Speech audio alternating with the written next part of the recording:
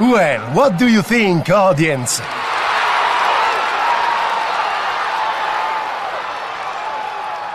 Oh yeah, this is a great opening day crowd.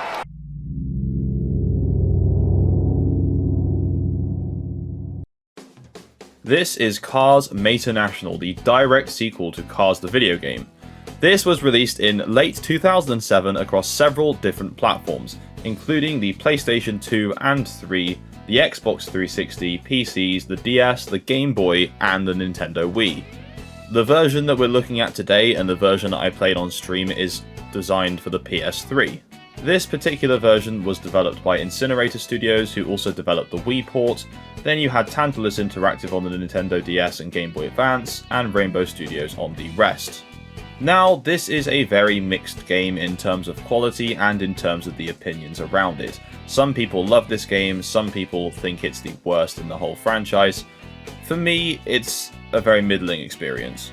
As it is a direct sequel to the first game, a lot of the stuff from that first game is also seen here. Especially the really janky physics, because it's like they somehow made it worse in this game. Don't know how, don't know why. Right, guys. No, never having a skill issue argument again. That was... the game. We crashed the game. As the slightly misleading title would suggest, this game and the first video game and the final sequel, Racer-Rama, are what many would believe are the true sequels to the first Cars movie. But we'll get to that later.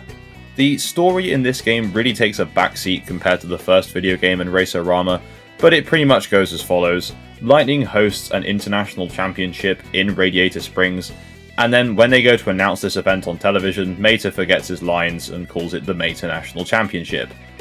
Hence the title of the game. Mater, you f***ing idiot. Then, throughout the game, you're introduced to a range of these international races. These races are pretty much all very extreme stereotypes of the countries they come from, including Giovanni, an Italian Ferrari, Otto, a German endurance racer, and of course, there is a British car called Emma that's just the standard Cars British stereotype. Oh, and then this happens.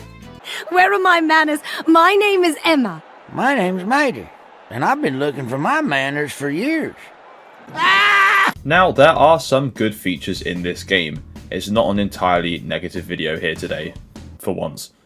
Whilst the graphics overall leave a lot to be desired, the actual models of the cars look fantastic, at least in the PS3 version, and this game does run at 60 FPS on both the PlayStation 3 and the Nintendo Wii. Although I mentioned the international races are just huge stereotypes, their designs are absolutely fantastic and they do fit the world very well. Although I can't actually play it in this video, this game does have a very good licensed soundtrack, including Life is a Highway from the original film, which for some reason was not included in the first game. There is also a nice variety and mix of mini-games and actual races that don't make the game feel too long. And on that subject, the game really isn't long at all. You can pretty much get through the story in about 3 hours, which, depending on how you look at it, is probably a good thing because it doesn't overstay its welcome. Speaking of the story, there is no real antagonist in this game. Chick Hicks is obviously the villain in the first game and also in Racer-Rama, but in this, the only villain you're really facing is the gravity. Or lack thereof. Okay, this is an interesting design. Oh my god. Okay. Oh my god. What is happening? Oh my god. The physics in the first Cars game were, well, questionable at best, but in Maternational Championship, oh my god. I don't think I've ever got so annoyed at a kid's game in my entire life. I'm so sorry if you were in the chat for this, because I just spent half the first stream just shouting at stuff that shouldn't have happened. But as I've said before, an argument could be made that these goofy physics adds to the charm of the game. For me, it just winds me up, but in hindsight I can see looking back that it is kind of funny.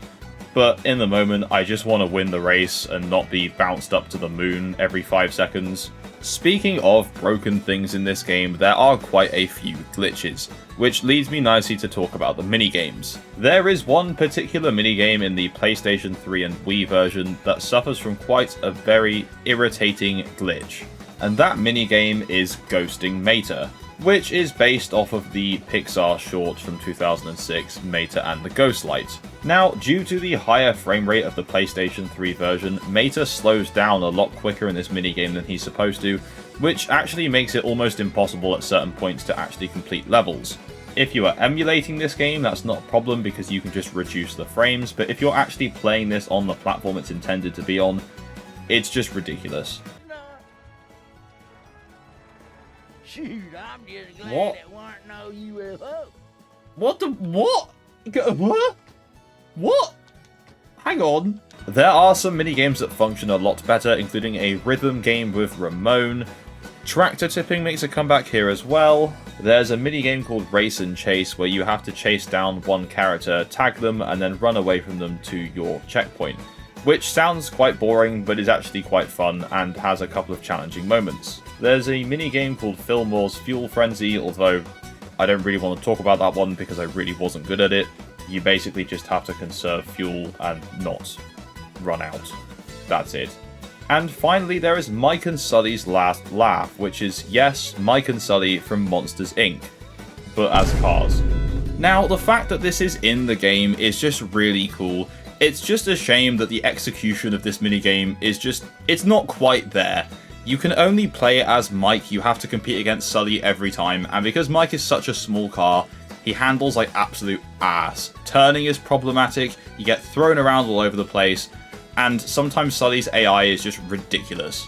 However, as I said, it gets bonus points just for the inclusion alone. Anyway, another downside of this game is its very easy difficulty levels. Now, there is a cheat code that unlocks you a pro difficulty level, which does make it a little bit harder, but for the most part, they're either really easy or incredibly unbalanced. Oh, the Kuben's just going reverse. Right, this is chaos. This is absolute chaos. Oh, they're all going backwards.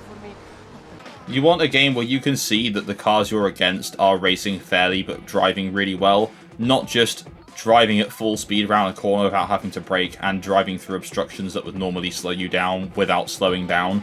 There's nothing more infuriating. Which leads me nicely into my other major issue with this game, which is the track design. Now, Cars 1 had some fairly nicely designed tracks. The handheld versions also have some decently designed tracks, but in this game, they're just not quite there. The Mater National Stadium's alright, that's pretty cool.